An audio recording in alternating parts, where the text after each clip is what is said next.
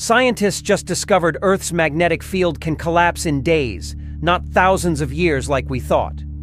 Researchers studying massive volcanic eruptions in New Zealand found the twin caldera explosions 240,000 years ago happened during a magnetic field reversal, changing direction several degrees per day. That's over 1,000 times faster than normal magnetic changes. Your GPS would die instantly, satellites would fry, power grids would cascade into massive blackouts. We're overdue for the next magnetic reversal. The last one happened 41,000 years ago. Right now, Earth's magnetic field is weakening, and the North Pole is racing across the Arctic. Modern civilization has never experienced this. We built everything assuming magnetic stability. Emergency planners think we'd have centuries to prepare. The reality? We might get days of warning. No GPS navigation, no satellite internet, no power grids. The next magnetic catastrophe could begin tomorrow. Alright, so I thought y'all might find some of that interesting. I've been seeing a lot of talk about magnetic pole shifts in the earth and all this weird stuff. Of course, it's kind of heartbreaking to read some of the comments, and they're so far buried in their evolutionary mindset, they don't realize all the answers can be found right here. Right here in the book of Revelation. So this is in Revelation chapter 8, and it's talking about starting the trumpet judgments. We're going to talk a lot about this more into the future, but relating to the pole shifts and the great cosmic events that'll take place in the tribulation in the extended period of the day of the Lord. Read verse 7 here. The first angel sounded, and there followed hail and fire mingled with blood, and they were cast upon the earth, and the third part of the trees was burnt up, and all green grass was burnt up. So, I watched a very interesting commentary discussing this one time. It was on Prophecy Watchers. I can't remember the guy's name, but he was really made a lot of sense with what he talked about. And I think in 2012 we had some type of solar ray blast that missed the Earth's orbit by like 2 weeks. If it had hit Earth, none of us would be alive today. Of course, that's not in biblical plan for that to have happened. But the point he was making is we were allowed to see that. So, with all this pole shift and the video you watched at the beginning of this video that I shared with you, and the magnetic fields weakening and all that stuff, more stuff from the sun can make it through to the earth. Now, it says all the green grass was burned up. Well, you think about grass, even in a forest fire, a lot of times the grass don't burn. So it's got to be something that's going to like ooze, like volcanic lava. And he made a good point. He was talking about it would be like a plasma type substance. And what we talk about with fire mingled with blood, well, if there's birds in the sky, if there's planes, people in the planes, all this rains down on the earth, wipes out. So the people in the flesh that's burned along with this blast from the sun, when this takes place, fire mingled with blood. This makes a lot of sense. So the second verse I want to share with you is in chapter 16, the book of Revelation. And we read here, and the fourth angel poured out his vial upon the sun, and power was given unto him to scorch men with fire.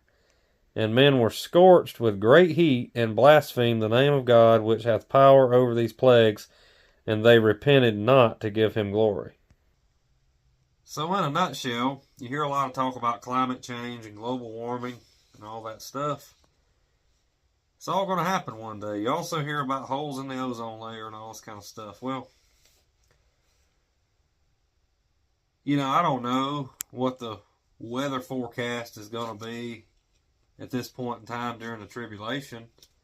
I've seen some funny videos and stuff people will do that shows the weatherman saying, "No, it's going to be hot in Texas today, high of 185 degrees." You know, I don't know. It may be that hot. It may be hotter.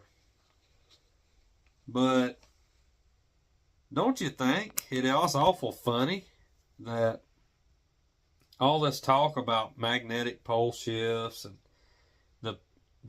the shield of the earth, of the magnetic field is weakening, and it's weakened like 40% or some odd number since the 1860s and all this kind of stuff. Now, I want to make this very clear.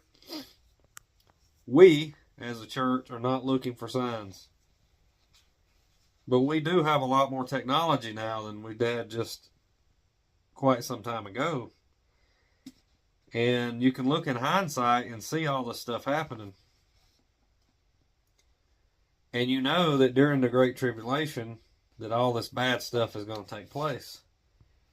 So it's not really a sign, because the Bible says Jesus is coming like a thief in the night. Well, it's going to be a relative normal time. So I don't look for the poles to switch before Christ's return, but I believe it's going to happen in the Great Tribulation. That's going to be a cosmic event, and it's going to cause a lot of these great problems to happen. Of course, it'll all be shelled out by God during that time. So it's just, again, you read some of these comments and people are totally oblivious. They do not have a biblical worldview at all. And I heard the other day, and I've heard this before, that like a very low percentage of people have a biblical worldview. Not only just people in the world, but actually people claims to be Christians has a biblical worldview. They just think that everything just is what it is. So when you have those problems, people have their head buried in the sand. So when the Lord does come in the air for the church and the rapture, it's going to be a time of normalcy. That's why I believe you don't give up. You keep working. You keep praying. Keep trying to win lost souls to Christ. You get out and vote. And you try to keep things as good as possible for you personally and for your loved ones and neighbor and all that. Don't be doom and gloom all the time. It don't have to get worse and worse and worse. And actually, that isn't what the Bible says at all. It says he's coming as a thief in the night. If things were worse and worse, it would be a sign. Again, we're not looking for signs. But this talk of this magnetic fields and pole shifting and all that, I just wanted to kind of put this out there, let you chew on it a little bit, because everything that's talked about cosmically, whether it be NASA or any space agency or scientist, it's all discussed in the Bible. And most of it, all the bad stuff, is right in the book of Revelation. You got all the global warming you want right there in Revelation chapter 16. So, hope you got something out of this. You don't have to be here for all this. Trust Christ. Trust what he did on that cross for you. Died, shed his blood, rose again on the third day. 1 Corinthians 15, 1-4 is the gospel. Trust Christ. Don't just say a little prayer. Trust it. Really believe it. It's a change of mind.